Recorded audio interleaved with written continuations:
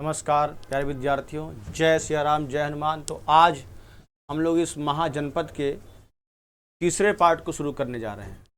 ठीक है, तो अब तक मैंने आपको सारे महाजनपदों के बारे में बता दिया है।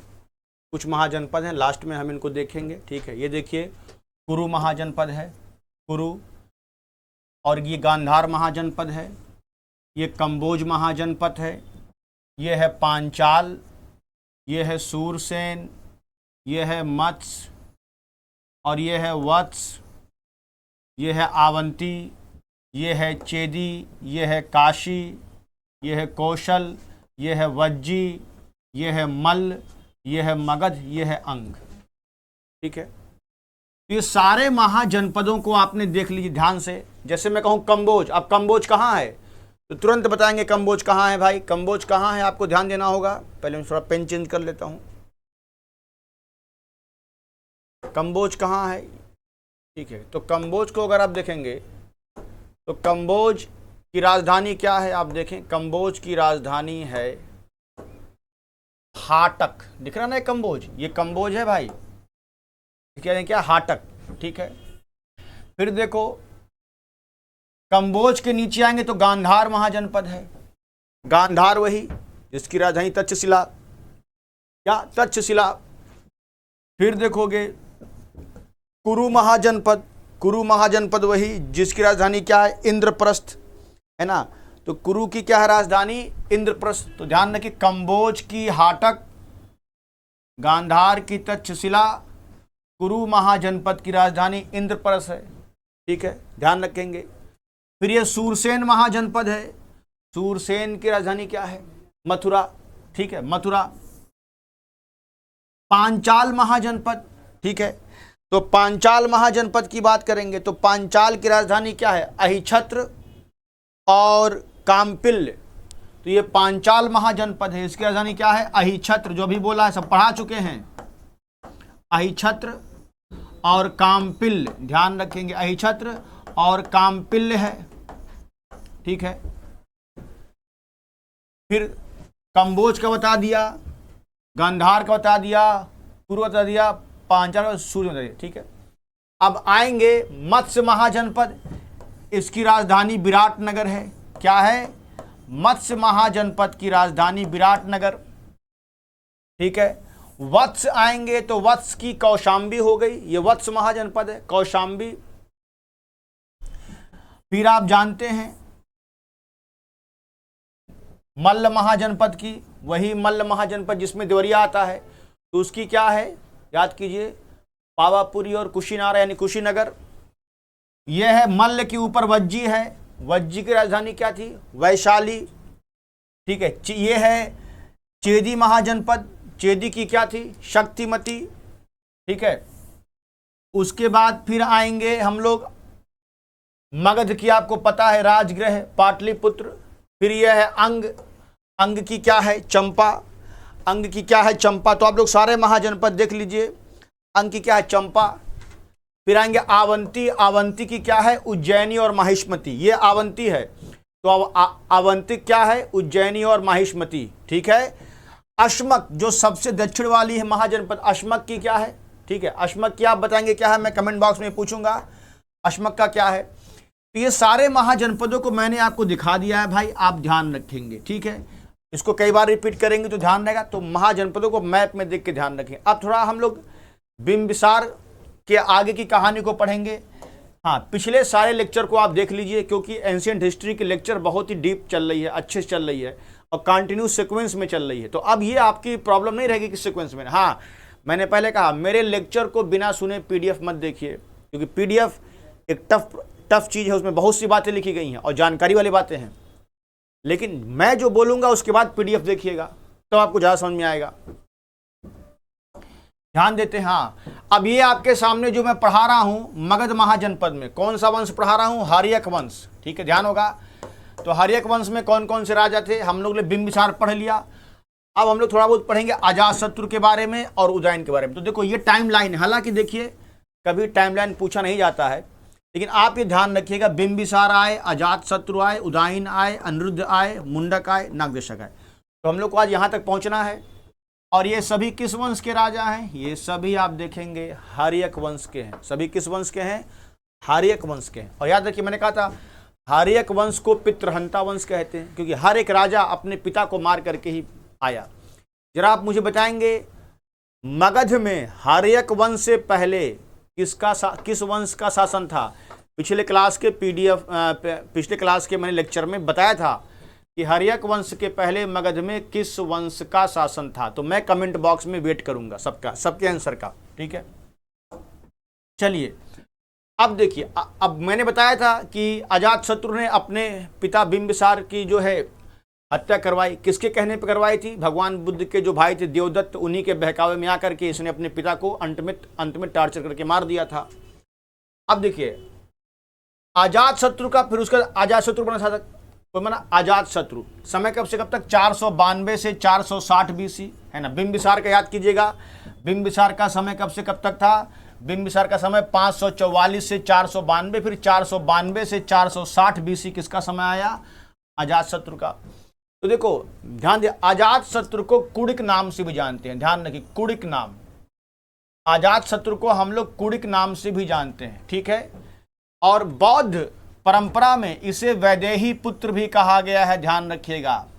यानी अजातशत्रु को कुड़िक नाम से भी जानते हैं, कुड़िक, और बौद्ध परंपरा में इसे वैदेही पुत्र भी कहा गया है। भैया ध्यान रखेंगे, वैदेही पुत्र, ठीक है।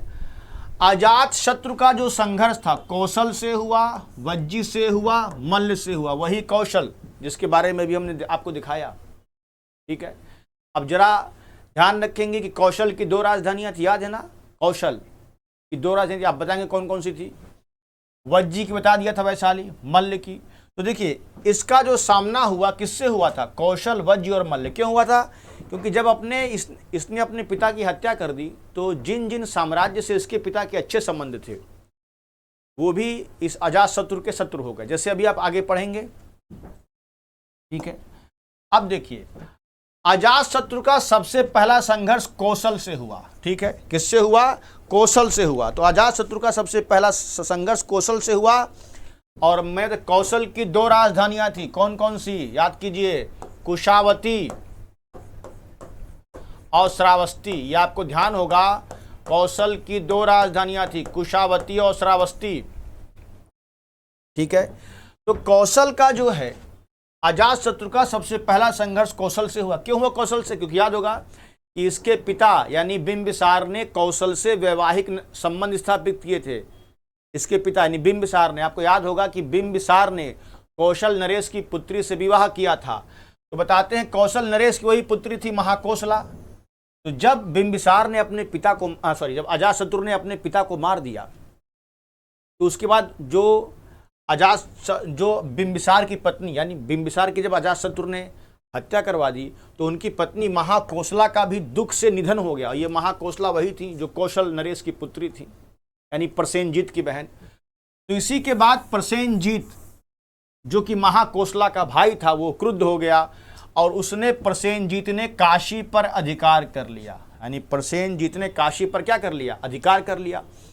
और जब प्रसेनजीत ने काशी पर अधिकार कर लिया गुस्से में आकर के, तब काशी को लेकर के विवाद हुआ किसके बीच? अजातशत्रु और प्रसेनजीत के बीच, ठीक है।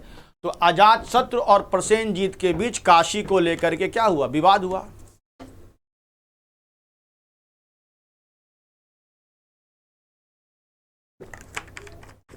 ठीक है, तो ध्यान से सुनते चलेंगे। काशी को लेकर के विवाद हुआ किसके बीच?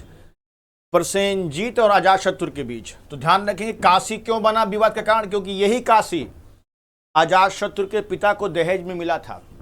लेकिन जब अजातशत्रु ने अपने पिता की हत्या कर दी तो जो वहाँ के जो अजातशत्रु के मतलब पिता के जो साला समझिए प्रसेनजीत है ना, तो प्रसेनजीत ने काशी पर कब्जा कर लिया था, है ना। क्यों? क्योंकि उसको पता था कि उसके ही बहन की पति की हत्या की है किसने? अजातशत्रु ने। तो काशी पे अधिकार कर लिया, वही काशी जो कभी दहेज में मिला था। तो इस काशी को लेकर के विवाद शुरू हो गया किसके बीच? दोनों के बीच में। किसके बीच? अजातशत्रु और ये प्रसेनजीत के बीच में। ध्यान रखेंगे। अब विवाद क्या हुआ बताते हैं कि युद्ध 2 बार हुआ था। पहले युद्ध में तो प्रसेनजीत बताते हैं जीत गया था। दूसरे युद्ध में अजातशत्रु पराजित हुआ और प्रसेनजीत ने उसे बंदी बना लिया। हाँ सॉरी, पहले में वो जीता था, मतलब ऐसा माने पहले में जीता, लेकिन बाद में बताते हैं कि अजातशत्रु पराजित भी हुआ, उसे बंदी भी बना लिया गया था। लेकिन बाद में, क्योंकि निष्कर्ष अंत में यही आएगा कि भले ही 2 युद्ध हुए, कहीं कहीं एक ही स्टेटमेंट में दिया हुआ है कि हाँ प्रसेनजीत अजातशत्रु से हार गया, लेकिन पहले वो हारा है अजातशत्रु, सॉरी पहले अजातशत्रु जीता है फिर बाद में हारा है। लेकिन बाद में बताते हैं कि इसको जब प्रसेनजीत ने इसको बंदी बना लिया, लेकिन बाद में स्थायी शांति के लिए उसे मुक्त कर दिया गया और अपनी पुत्री वजीरा का उससे विवाह कर दिया गया। तो ले दे के निष्कर्ष ये निकालिएगा कि इस काशी को लेकर के जो विवाद हुआ था उसमें जीता कौन? फाइनली जीता कौन? अजातशत्रु। ठीक है, फाइनली अंत में अजातशत्रु की विजय हुई। बीच में वो हारा है, बंदी बना लिया गया, लेकिन बाद में प्रसेनजीत को लग गया कि लंबे समय तक अजातशत्रु से शत्रुता नहीं की जा सकती क्योंकि वो शक्तिशाली था। इसीलिए अंत में स्थायी शांति की बात हो गई और जीत अंत में किसकी हुई? अजातशत्रु की हुई। और अजातशत्रु से प्रसेनजीत ने अपनी पुत्री का विवाह कर दिया। उस पुत्री का नाम क्या था? वजीरा। तो ले दे करके आपको ये निष्कर्ष याद रखना है कि काशी को लेकर के जो विवाद हुआ था अजातशत्रु और प्रसेनजीत के बीच में, उसमें जीता कौन? उसमें अंत में जीता अजातशत्रु ही, और प्रसेनजीत ने जो है अपनी पुत्री वजीरा का विवाह अजातशत्रु से कर दिया। ठीक है, तो ध्यान रखेंगे। अब देखिए, इसके बाद वैशाली यानी वज्जियों से अजातशत्रु का संघर्ष हुआ। माना जाता है वज्जी वही जिसकी राजधानी क्या थी? वैशाली। मैंने बताया था कि वज्जी एक गणराज्य था, ये 8 राजाओं का संघ था, उसमें सबसे ज्यादा मजबूत लिच्छवी थे। और आपको ये भी पता होगा कि लिच्छवी की राजकुमारी से भी बिंबिसार का विवाह हुआ था। तो जब बिंबिसार मरता है तो सभी जो उसके सपोर्टर थे वो एक तरह से विरोधी तो हो ही जाएंगे, किसके? अजातशत्रु के। तो कहानी शुरुआत कहाँ से होती है? अब यहाँ वैशाली आया, वज्जी आया, तो वज्जी और अजातशत्रु के बीच बड़ा भयंकर युद्ध हुआ है क्योंकि वज्जी शक्तिशाली थे। तो बताते हैं कि ये युद्ध क्यों हुआ, इसके कई कारण थे। एक कारण तो मैंने बता दिया था कि भाई कहीं ना कहीं वज्जी की राजकुमारी से ही बिंबिसार का विवाह हुआ था और इसी बिंबिसार की हत्या अजातशत्रु ने की थी। लेकिन और भी कारण बताए गए हैं, हम उन कारणों पर भी चर्चा करेंगे। जैसे देखें कौन कौन से कारण, जैसे ये देखिए कि एक विनय पिटक जो बौद्ध ग्रंथ है विनय पिटक में कहा गया है कि लिच्छवी लोग रात को मगध की राजधानी पर उत्तर की ओर से आक्रमण करके लूटपाट करते, यानी जो लिच्छवी लोग हैं वो मगध को लूटते थे उत्तर की ओर से। दूसरा कारण ये बताया गया है कि गंगा नदी के किनारे रत्नों की खान थी जिस पर वज्जी और मगध दोनों अधिकार करना चाहते थे। पहला कारण तो ये है कि बताते थे, विनय पिटक में लिखा है कि जो है ये वज्जी के लोग मगध की राजधानी पर लूटपाट करते थे। दूसरा कारण दिया गया है कि सुमंगल वासनी नाम का एक पुस्तक है, उसमें लिखा गया कि गंगा नदी रत्नों की खान थी, इसीलिए गंगा नदी को लेकर के वज्जी और मगध के बीच विवाद हुआ। अब एक कहानी लास्ट में है कि जैन ग्रंथों के अनुसार बिंबिसार की जो लिच्छवी राजकुमारी थी जिसका विवाह बिंबिसार से हुआ था, यानी लिच्छवी राजकुमारी जिसका विवाह बिंबिसार से हुआ था, ठीक है, उसका नाम चेलना था। तो चेलना के 2 पुत्र थे, हल और बेहल। ध्यान रखेंगे, चेलना के 2 पुत्र थे, हल और बेहल।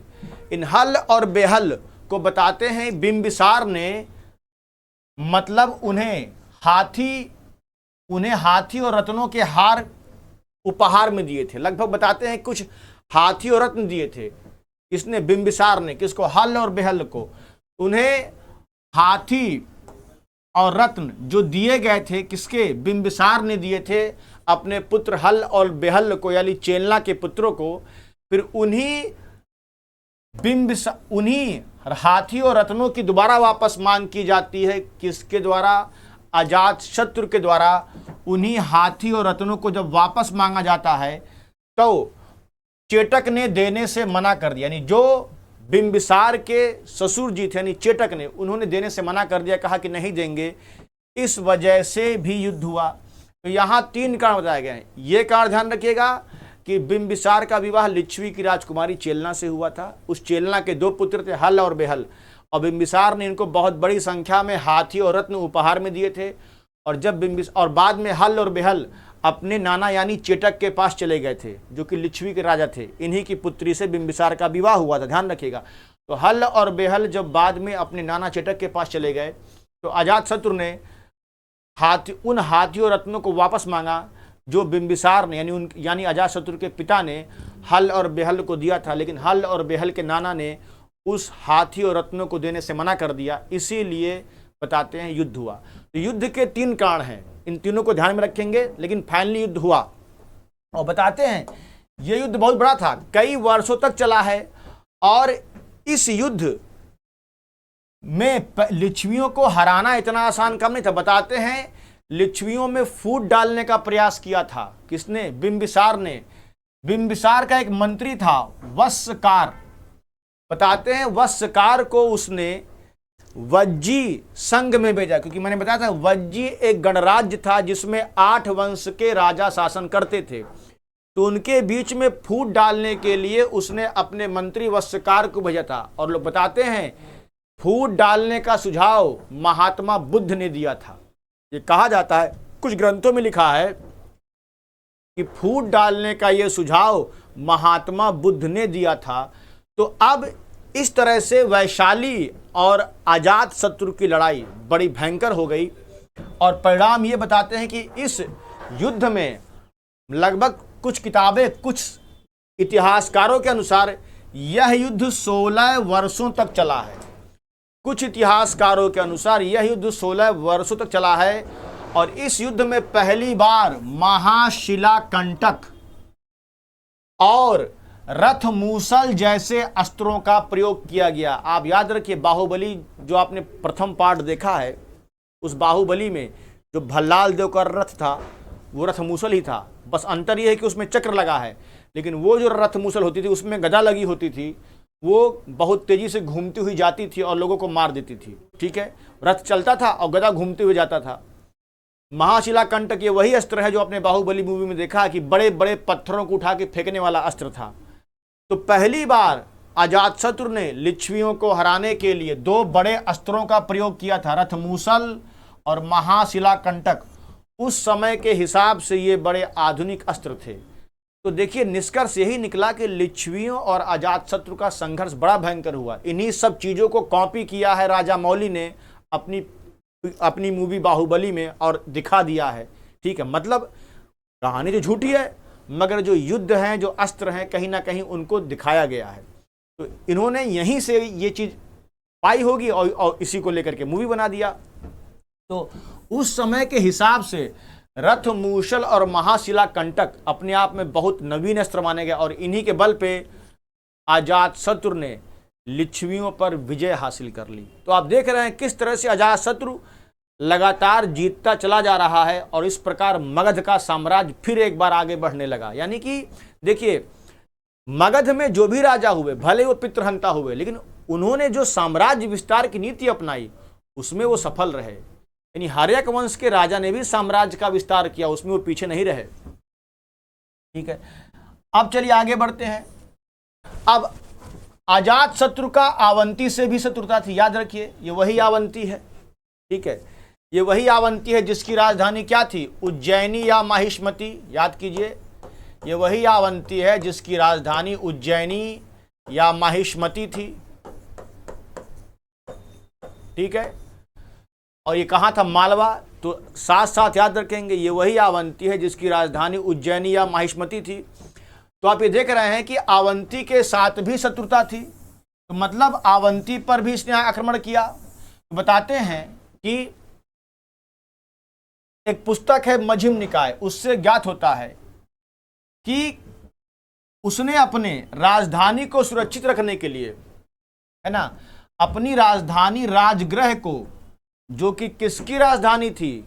मगध की राजधानी को उसने सुरक्षित रखने के लिए राजधानी पर, अजातशत्रु ने राजधानी पर का दुर्गीकरण करवा दिया। यानी उसने राजधानी को, यानी राजगृह को सुरक्षित रखने के लिए राजधानी के चारों ओर दुर्ग का निर्माण करवाया। और ये भी ध्यान रखिए, थोड़ा होता है कंफ्यूजन कि मगध की राजधानी पहले ग्रीवरज थी। क्या थी? ग्रीवरज।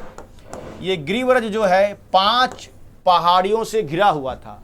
फिर ग्रीवरज के बाद राजगृह हुआ। राजगृह के चारों ओर दुर्ग बनवाया था किसने? अजातशत्रु ने। ठीक है, अब आगे बढ़ते हैं। अब ये जो अवंती के बीच बाद में, चूंकि अवंती और अजातशत्रु के बीच एक तरह से युद्ध चला, लेकिन बाद में दोनों के बीच शांति हो गई। ठीक है, बताते हैं उदयन। ये उदयन वो नहीं है, कोई और उदयन है।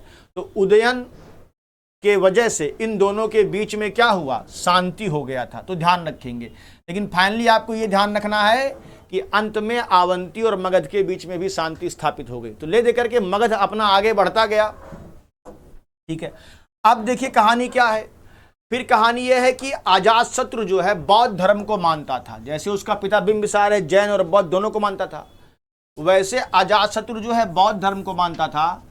और एक स्तूप है मध्य प्रदेश में जिसका नाम है भरहूत स्तूप। क्या है?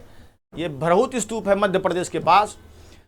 उसी स्तूप से पता चलता है कि वो बौद्ध धर्म को मानता था। तो देखिए, अजातशत्रु के शासन काल के 8वें वर्ष में ही भगवान बुद्ध को महापरिनिर्वाण प्राप्त हुआ था। ध्यान रखिए, भगवान बुद्ध अजातशत्रु के शासन काल के 8वें वर्ष में ही भगवान बुद्ध को महापरिनिर्वाण प्राप्त हुआ था। अब आप मुझे कमेंट बॉक्स में बताएंगे कि महापरिनिर्वाण का क्या मतलब है। हालांकि मैं बौद्ध धर्म पढ़ाऊंगा, लेकिन अभी तो मैं पढ़ा रहा हूं मगध साम्राज्य। तो ये क्वेश्चन कई बार पूछा गया है, किसके शासन काल में भगवान बुद्ध को महापरिनिर्वाण प्राप्त हुआ था? उत्तर होगा किसके? अजातशत्रु के शासन काल में भगवान बुद्ध को महापरिनिर्वाण। और इसी के शासन काल में ही राजगृह में प्रथम बौद्ध संगीति हुई थी। यानी कि इसी के यानी अजातशत्रु के शासन काल में ही राजगृह में प्रथम बौद्ध संगीति हुई थी। ठीक है, इसको ध्यान रखेंगे। तो इस तरह से याद रखेंगे कि अजातशत्रु के शासन काल में ही प्रथम बौद्ध संगीति हुई थी और अजातशत्रु के शासन काल के 8वें वर्ष में भगवान बुद्ध को महापरिनिर्वाण प्राप्त हुआ था। आपको बस ये ध्यान रखना है कि उसने वैशाली को कैसे कब्जे में किया, काशी को कैसे कब्जे में किया। अवंती और मगध के बीच में शत्रुता थी, मगर अजातशत्रु और अवंती के बीच बाद में समझौता हो गया। फिर ये ध्यान रखेंगे कि किसके शासन काल में भगवान बुद्ध को महापरिनिर्वाण प्राप्त हुआ। फिर आगे बढ़ते हैं। अब देखिए, अब अजातशत्रु की हत्या उसके पुत्र उदयन ने किया। किसने किया? उदयन। अब उदयन का समय आ गया 460 से लेकर के 444 BC उदयन है। तो वही है कि उदयन ने भी अपने पिता, ठीक वही घटना जैसे अजातशत्रु ने अपने पिता को मारा था बिंबिसार को, वैसे उदयन ने भी अपने पिता अजातशत्रु की हत्या की, शासन अपने हाथों में लिया। ठीक है, अब देखिए ये वही चीज लिखा हुआ है बौद्ध ग्रंथों में उदयन को पितृहंता बताया गया है, लेकिन जैन ग्रंथों में उसे पितृभक्त माना गया है ना। जैन ग्रंथों में उसे पितृभक्त, लेकिन पितृहंता भी उसको कहते हैं क्योंकि जैन धर्म को फॉलोवर, क्योंकि बाद में जो उदयन है ना वो जैन धर्म को मानने वाला हो गया था, इसीलिए जैन धर्म में उसे पितृभक्त, लेकिन बौद्ध ग्रंथों में उसे पितृहंता बताया गया है। अब देखिए, अजातशत्रु के समय में उदयन जो था गवर्नर था, यानी उप प्रशासक था, उपराजा। कहाँ का? चंपा का। ध्यान रखिए, अजातशत्रु के समय में जो उदयन था वो चंपा का एक तरह से प्रशासक था, यानी गवर्नर कह सकते हो, उस समय था चंपा का, वही अंग की राजधानी चंपा। ठीक है, अब देखिए उदयन ने क्या किया था, गंगा और सोन नदियों के संगम पर, है ना, गंगा और सोन नदियों के संगम पर पाटलिपुत्र नगर की स्थापना की थी। अब यहीं से, और पाटलिपुत्र को कुसुमपुर भी कहा जाता है। ठीक है, और इसी उदयन ने जब पाटलिपुत्र को बनाया गंगा और सोन नदियों के संगम पर, तो राजधानी को राजगृह से हटाकर क्या कर दिया? पाटलिपुत्र कर दिया। तो ध्यान रखेंगे, ये क्वेश्चन बहुत बार पूछा गया है कि किसने मगध की राजधानी को पाटलिपुत्र कर दिया? तो उदयन ने कर दिया। उदयन ने गंगा और सोन नदी के संगम पर ही पाटलिपुत्र नाम के नगर को बसाया था। इस पाटलिपुत्र को कुसुमपुर कहते थे, और इसी कुसुमपुर यानी पाटलिपुत्र को उसने मगध की क्या बना दिया, राजधानी बना दिया था। ये ध्यान रखेंगे। फिर बताते हैं कि वह जैन धर्म को मानता था। कौन? उदयन। और बताते हैं जब वो जैन धर्म को मानता था तो एक बार वो कोई उपदेश सुन रहा था तो किसी ने उसकी हत्या कर दी, उदयन की। ठीक है, तो उदयन की हत्या, तो उदयन की भी हत्या हो गई। अब देखिए, तो यहाँ उदयन में एक चीज ध्यान रखेंगे कि उदयन के समय में ही राजधानी पाटलिपुत्र, यानी मगध की कौन कौन सी थी राजधानी? पहले राजगीर थी, सॉरी पहले थी ग्रीवरज, ग्रीवरज मगध की राजधानी, राजगृह, फिर आया पाटलिपुत्र। पाटलिपुत्र, तो ये मगध की 3 राजधानियां ध्यान रखेंगे। पाटलिपुत्र किसने किया था? उदयन ने। अब आगे बढ़ते हैं। देखिए, अब उदयन के बाद कौन कौन शासक आए? अनिरुद्ध आए, मुंडक आए, नागदशक आए, और सबसे अंतिम शासक कौन था? नागदशक। हालांकि इनका शासनकाल कभी पूछा नहीं गया, लेकिन मैंने इनका शासनकाल लिख दिया है, आपको ध्यान देना होगा। अगर आप शासनकाल जानना चाहते तो इनका शासनकाल मैंने पहले ही पीपीटी पर आपको दिखा दिया था। कहां पर? अभी दिखाते हैं, ये देखिए। उदयन के बाद कौन आया? अनिरुद्ध आए, मुंडक आए और नागदशक आए। तो अगर आप शासनकाल जानना चाहते हैं तो ये शासनकाल लिखा हुआ है। ठीक है, हालांकि कुछ किताबों में 1 साल 2 साल आगे पीछे भी है, लेकिन आमतौर पर इसी के आसपास की घटना है। तो अनिरुद्ध आए, मुंडक आए, और नागदशक सबसे अंतिम शासक था किसका? हर्यक वंश का। तो नागदशक हर्यक वंश का सबसे अंतिम शासक था, इसको ध्यान में रखेंगे। अब हम लोग आगे बढ़ते हैं तो उसको देख लेंगे एक बार। ठीक है, अब देखिए,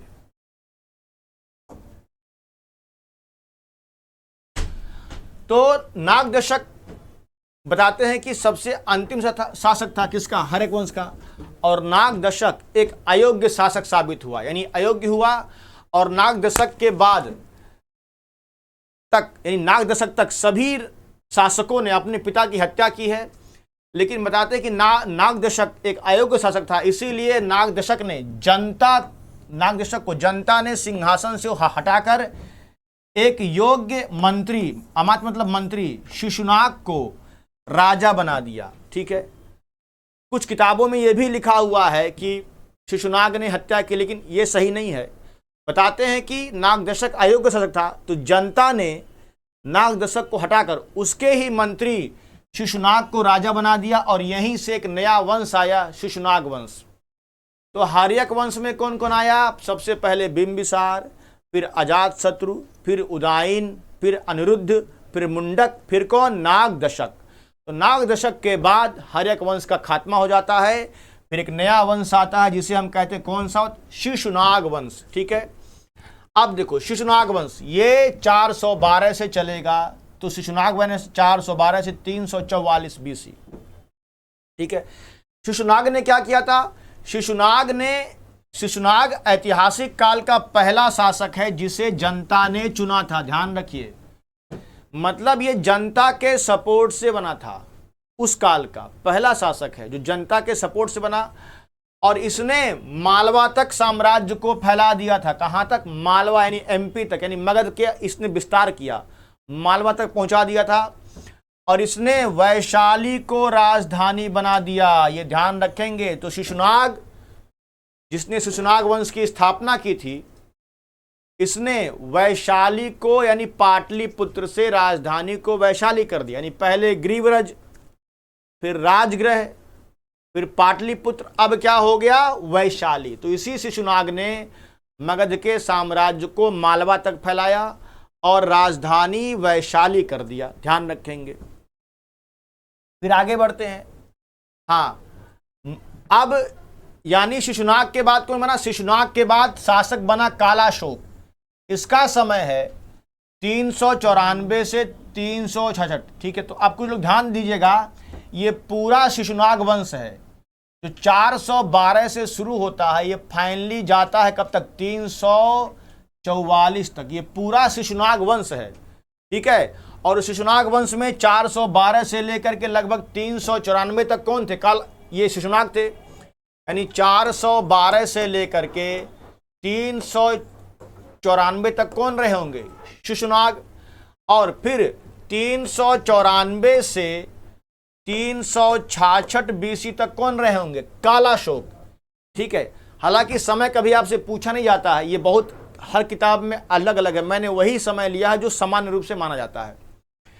तो शिशुनाग के बाद कालाशोक बना। कालाशोक को किस नाम से जानते थे? काकवण। ध्यान रखिए, कालाशोक को काकवण कहा गया। इसने फिर राजधानी को स्थायी रूप से यानी परमानेंट रूप से मगध की राजधानी को फिर से पाटलिपुत्र कर दिया। यानी इसने स्थायी रूप से मगध की राजधानी को फिर से पाटलिपुत्र कर दिया। तो आप ध्यान रखिएगा, मगध की राजधानी कितनी बार बदली? पहले ग्रीवरज, फिर राजगृह, फिर कौन? पाटलिपुत्र। फिर जब उदयन के बाद जब आपका नागदशक आते हैं, नागदशक के मरने के बाद जब शिशुनाग आता है, तो शिशुनाग ने इस मगध की राजधानी को पुनः वैशाली कर दिया। लेकिन शिशुनाग के मरने के बाद जब कालाशोक आता है, जिसे काकवण कहते हैं, उसने मगध की राजधानी को फिर वैशाली से वहीं पहुंचा दिया जहां पहले थी, यानी पाटलिपुत्र। यानी यहीं से मगध की राजधानी स्थायी रूप से क्या हो गई? पाटलिपुत्र हो गई। ये ध्यान रखेंगे। अब देखिए, और इसी कालाशोक के समय में दूसरी बौद्ध संगीति हुई थी। ठीक है, वैशाली में। इसी कालाशोक के समय में दूसरी बौद्ध संगीति वैशाली में हुई थी। अब चलिए आगे बढ़ते हैं। अब बताते हैं कि कालाशोक की भी हत्या कर दी गई थी। काकवण ने कालाशोक की हत्या कर दी गई, और कालाशोक के हत्या के बाद उसके उत्तराधिकारी आए, मगर उतने शक्तिशाली नहीं थे। और शिशुनाग वंश का अंतिम शासक नंदिवर्धन माना जाता है। नंदिवर्धन, ये ध्यान रखिएगा, इसको ध्यान मत रखिएगा। शिशुनाग वंश का अंतिम शासक नंदिवर्धन माना जाता है। इसी नंदिवर्धन के बाद नंद वंश का स्थापना होता है। ठीक है, नंद वंश। तो अब कौन आएगा? यानी शिशुनाग वंश का खात्मा हो गया। शिशुनाग वंश का अंतिम शासक कौन था? नंदिवर्धन था। माना जाता है इसी के एक मंत्री थे, महापद्म नंद। तो महापद्म नंद ने जो है हत्या करके शिशुनाग वंश के अंतिम शासक की हत्या कर दिया था। उसके बाद जो है शिशुनाग वंश पर जो है खत्म हो गया। और शिशुनाग वंश के बाद किसका शासन आया? किसका? नंद वंश का। ठीक है, और इसी नंद वंश का संस्थापक कौन था? महापद्म नंद था। तो शिशुनाग आए, फिर काकवण यानी कालाशोक। कालाशोक के बाद लगभग और भी शासक है, लेकिन अंतिम शासक शिशुनाग वंश का कौन था? नंदिवर्धन था। नंदिवर्धन के बाद महापद्म नंद शासक बना। ध्यान रखिए, जिसने नंद वंश की स्थापना की। और ये महापद्म नंद शिशुनाग वंश में ही मंत्री के रूप में कार्य किया था। ठीक है, ध्यान रखेंगे। अब देखिए, नंद वंश क्या है? देखिए, नंद वंश का समय 344 से 324 बीसी है। नंद वंश को जो है शूद्र जाति का माना जाता है। ठीक है, यानी कि कुछ लोग नंद को शूद्र कहते हैं। और शिशुनाग के बाद इसी शूद्र वंश यानी नंद वंश का शासन आया था। ठीक है,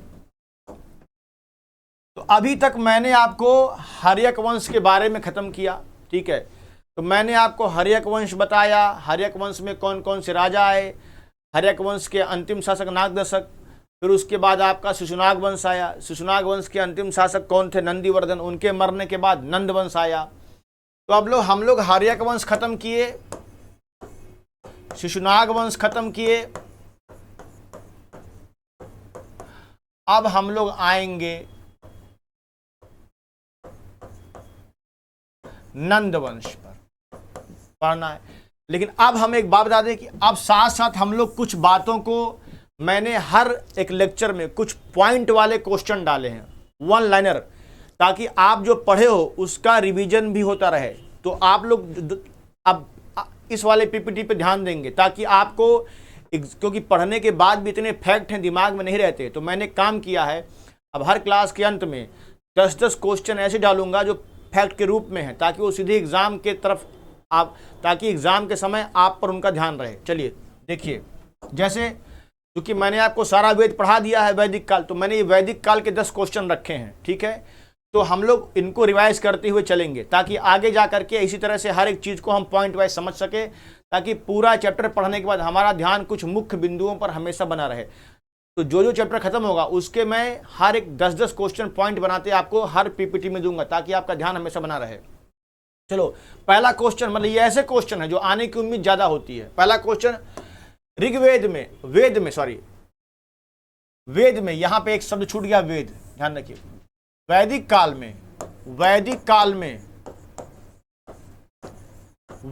काल में कुल कितनी नदियों का उल्लेख है? तो भैया 31 नदियों का उल्लेख है। कितने? 31। ठीक है। ऋग्वेद के किस मंडल में नदी सूक्त है? ध्यान रखेंगे, सीधा क्वेश्चन है, ऋग्वेद के किस मंडल में नदी सूक्त है? तो ऋग्वेद के 10वें मंडल में नदी सूक्त है, जिसमें नदियों की जानकारी है। ऋग्वेद के 10वें मंडल के नदी सूक्त में कुल कितनी नदियों का उल्लेख है? याद रखिए 21 नदियों का उल्लेख है। ऋग्वेद के पूरे वैदिक साहित्य में 31 नदियां हैं, जिसमें से ऋग्वेद के 10वें मंडल में नदी सूक्त आता है। और ऋग्वेद के 10वें मंडल के नदी सूक्त में कितनी नदियां हैं? 21 नदियां हैं। ठीक है, ध्यान रखिएगा भाई, क्योंकि ये वो क्वेश्चन है जो एग्जाम में आते हैं और चैप्टर पढ़ने के बाद भी भूल जाता है। ऋग्वेद के नदी सूक्त में सबसे पहले किस नदी का उल्लेख हुआ है और सबसे अंत में किस नदी का उल्लेख हुआ है? तो ध्यान रखेंगे, ऋग्वेद के नदी सूक्त में सबसे पहले जो है किस नदी का उल्लेख हुआ है? गंगा नदी का उल्लेख हुआ है। और सबसे अंत में किसका उल्लेख हुआ है? गोमती नदी का। ध्यान रखिए, ऋग्वेद के 10वें मंडल में जो नदी सूक्त है उसमें सबसे पहले किसका? गंगा नदी का उल्लेख हुआ है, और फिर बाद में और सबसे अंत में किसका उल्लेख हुआ है?